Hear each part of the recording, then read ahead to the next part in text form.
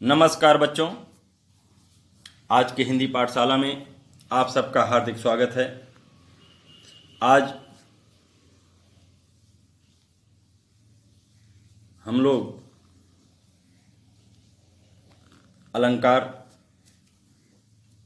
उत्प्रेक्षा अलंकार, श्लेष, यमक, अतिशयोक्त और अपठित काव्यांश का अध्ययन करेंगे।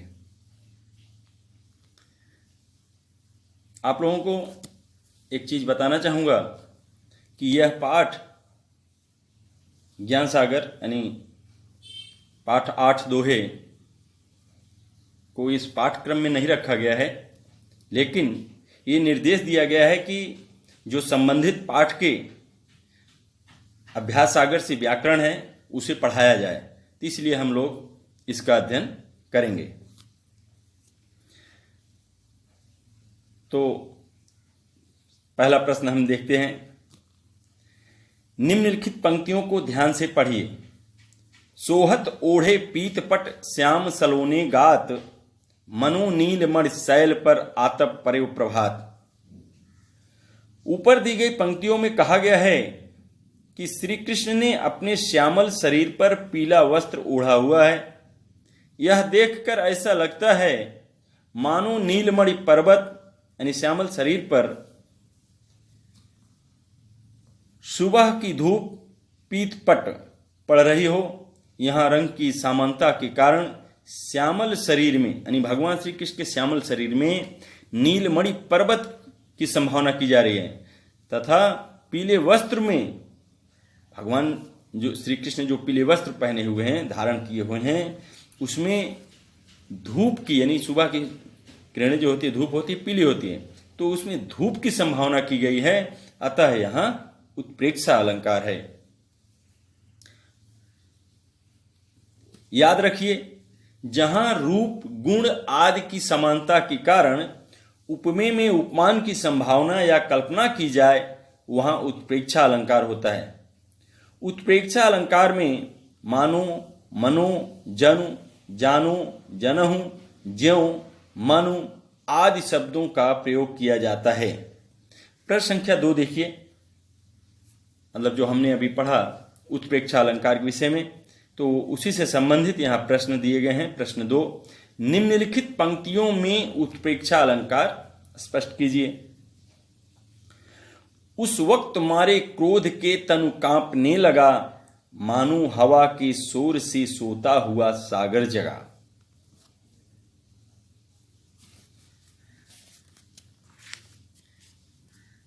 तो यहां उत्प्रेक्षा अलंकार हमें स्पष्ट करना है। इसमें हम लिखेंगे कि शरीर के कांपने के लिए हवा के शोर से कांपते सागर का उपमान लिया गया है, जिसमें मानो वाचक शब्द द्वारा तुलना की गई है। अतः इसमें उत्प्रेक्षा अलंकार है। दूसरा है ख, पाहुन यानी मेहमान या अतिथि, ज्यों आए हों गांव में शहर के, मेघ आए बड़े बंठन के संवर के। तो यहां इसमें हम लिखेंगे कि यहां मेघ की तुलना मेहमान से की गई है। तुलना के लिए ज्यों वाचक शब्द लिया गया है।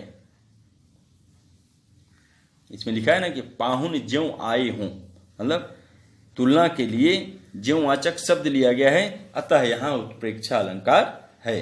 तो इस तरह हम लिखेंगे इसमें कि यहां मेघ की तुलना मेहमान से की गई है, तुलना के लिए ज्यों वाचक शब्द लिया गया है, अतः यहां उत्प्रेक्षा अलंकार है। अगला प्रश्न देखिए। निम्नलिखित को ध्यान से पढ़िए। मधुबन की छाती को देखो, सूखी इसकी कितनी कलियां। उपर्युक्त पंक्ति में कली शब्द का प्रयोग एक बार हुआ है, परंतु अर्थ 2 हैं। पहला अर्थ है कि खिलने से पूर्व फूल की स्थिति, उसको भी कली कहते हैं। दूसरा अर्थ है यौवन, यौवन यानी जवानी के पूर्व की अवस्था को भी कली कहा जाता है। खा में देखिए प्रश्न दिया है इसमें, यानी उदाहरण, रहीमन पानी राखिए बिन पानी सब सून, पानी गए न उबरे मोती मानुष चून। यहां पानी शब्द में श्लेष अलंकार है, तथा मोती, मानुष और चून के संदर्भ में इसके क्रमशः 3 अर्थ हैं। यानी पानी, मोती के लिए या मोती के संदर्भ में पानी का अर्थ है चमक, और मानुष के संदर्भ में पानी का अर्थ है सम्मान, और चून या चून मीन्स आटा भी होता है, और चून या आटा दोनों भी बिना यानी जल के उपयोगी नहीं होते हैं। तो इस तरह से यहाँ पानी के 3 अर्थ हैं। कहने का मतलब क्या है कि जहाँ शब्द एक ही हो और उसके अर्थ एक से अधिक हो तो वहाँ पर श्लेष अलंकार है। याद रखिए, इसमें लिखा है, देखिए, जहाँ शब्द तो एक ही बार प्रयुक्त किया जाए पर उसके एक से अधिक अर्थ हों वहाँ श्लेष अलंकार होता है।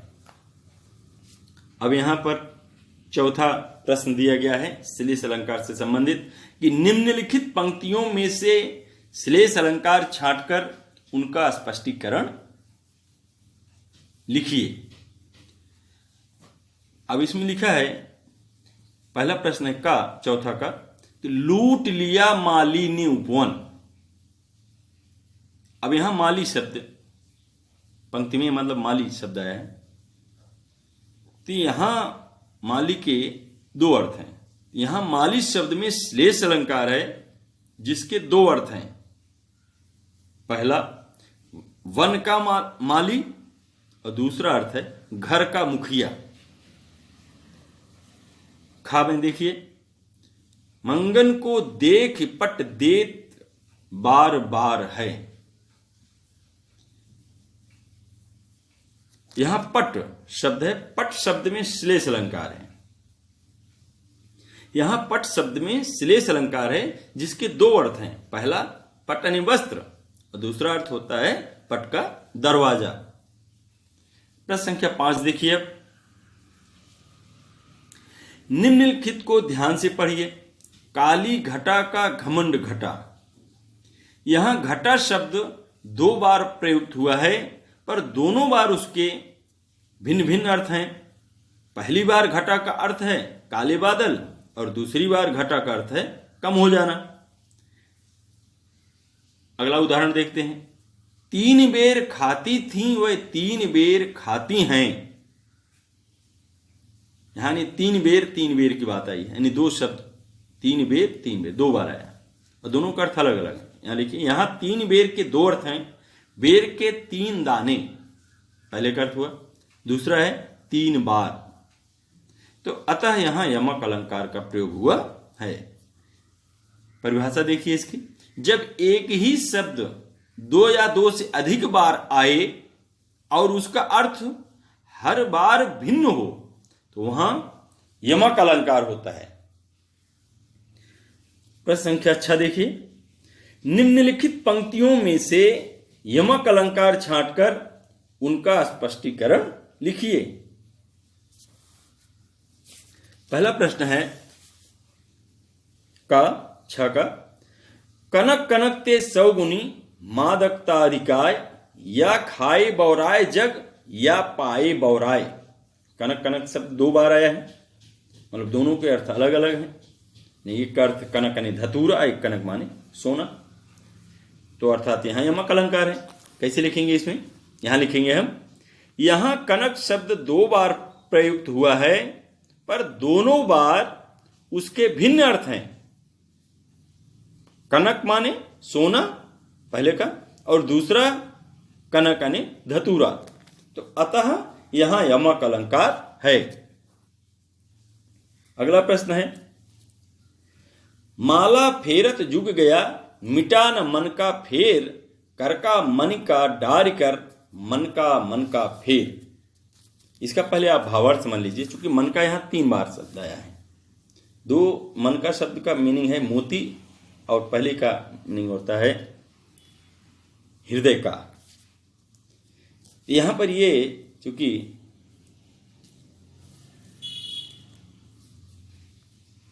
कबीरदास जी का यह दोहा है, तो कोई व्यक्ति लंबे समय तक हाथ में लेकर मोती की माला तो घुमाता है। कहते हैं इसमें कि माला फेरत जुग गया, यानी कोई व्यक्ति लंबे समय तक हाथ में लेकर मोती की माला तो घुमाता है, मिटा न मन का फेर, पर उसके मन का भाव नहीं बदलता। यानी उसके मन की हलचल शांत नहीं होती। कबीर की ऐसे व्यक्ति को सलाह है, क्या सलाह देते हैं कि कर का मन का डारिकर, कि हाथ की इस माला को फेरना छोड़कर, डारिकर यानी छोड़ना, छोड़कर मन का फेर, यानी मन के मोतियों को बदलो या फेरो, ऐसा कहना है। तो कहने का मतलब है कि यहां जो पहली लाइन में मन का शब्द आया है,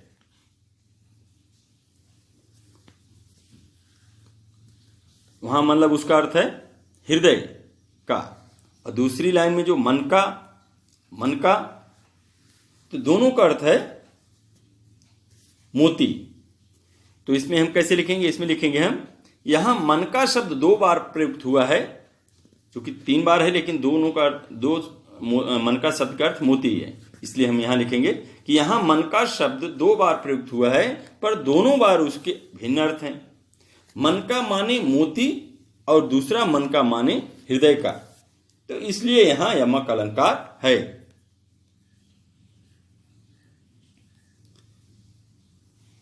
अब है अगला कि वह पाकर एक धोती, प्रतिदिन उसे धोती। यहां धोती शब्द 2 बार प्रयुक्त है, यानी यहां मोती शब्द 2 बार प्रयुक्त हुआ है, पर दोनों बार उसके भिन्न अर्थ हैं। धोती माने साड़ी और दूसरी धोती यानी धोने की क्रिया। तो अतः यहां यमक अलंकार है। प्रश्न संख्या 7 देखिए। और साथ में एक चीज मैं कहना भूल गया आपको कि अभ्यास अगर आप खोल के ही साथ साथ यानी वीडियो को देखते समय अभ्यास सागर को लेके बैठेंगे और हम उसको साथ साथ लिखते जाएंगे। प्रश्न संख्या 7 देखिए। हनुमान की पूंछ में लगन न पाई आग, लंका सिगरी जल गई, गए निशाचर भाग। अब यहां समझाया भी है कि ऊपर दी गई पंक्तियों में कहा गया है कि अभी हनुमान की पूंछ में आग लगी भी नहीं थी कि सारी लंका जल गई और सारे निशाचर भाग गए। तो यहां लंका दहन का वर्णन बढ़ा चढ़ाकर किया गया है। पूंछ में आग लगने से पहले लंका का जलना अतिशयोक्त है, इसीलिए यहां अतिशयोक्त अलंकार है। तो इसकी परिभाषा देखते हैं कि जहां किसी बात को, किसकी परिभाषा है अतिशयोक्त अलंकार की, जहां किसी बात को इतना बढ़ा चढ़ाकर कहा जाए अथवा किसी की प्रशंसा इतनी बढ़ा चढ़ाकर की जाए कि वह लोक सीमा के बाहर हो, तो वहां अतिशयोक्त अलंकार होता है। प्रश्न संख्या 8 है।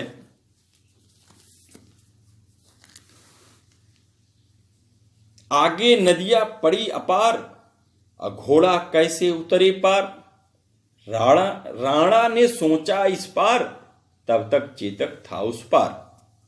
अपार यानी जिसकी गहराई नापी ना जा सके, यानी असीम, जिसकी कोई सीमा ना हो। तो नदी बहुत बड़ी है, बड़ी गहरी है, जिसका कोई था नहीं है, तो घोड़ा कैसे उतरे पार। राणा ने सोचा इस पार, अरे इस पार भी राणा ने अभी सोचा ही, दौड़ाया भी नहीं है चेतक घोड़े को, उसके पहले ही वो चेतक उस पार नदी के पार हो गया। तो यहां भी मतलब इसका वर्णन यानी चेतक के रफ्तार का वर्णन बहुत बढ़ा चढ़ा कर किया गया है, इसलिए यहां अतिशयोक्त अलंकार है। कैसे लिखेंगे कि आगे बहुत लंबी व गहरी नदी है, चेतक घोड़ा कैसे पार होगा। अभी केवल राणा ने सोचा ही था कि इतने में चेतक घोड़ा नदी पार हो गया। तो यहां चेतक की रफ्तार का अतिशयोक्त पूर्ण वर्णन किया गया है, अतः यहां अतिशयोक्त अलंकार है। अगला प्रश्न देखते हैं हम। कढ़त साथ ही म्यान ते, असरिप तन ते प्राण। इसको हम इसमें लिखेंगे हम कि तलवार के म्यान से निकलते ही शत्रुओं के शरीर से प्राण निकल जाते हैं। अश माने तलवार, अतः यहां शरीर में तलवार घुसे बिना प्राण निकलने की बात की गई है, अतः यहां अतिशयोक्त अलंकार है। तो यहीं पे हम समाप्त करते हैं, क्योंकि अगली वीडियो में हम प्रश्न संख्या 9 से अध्ययन करेंगे।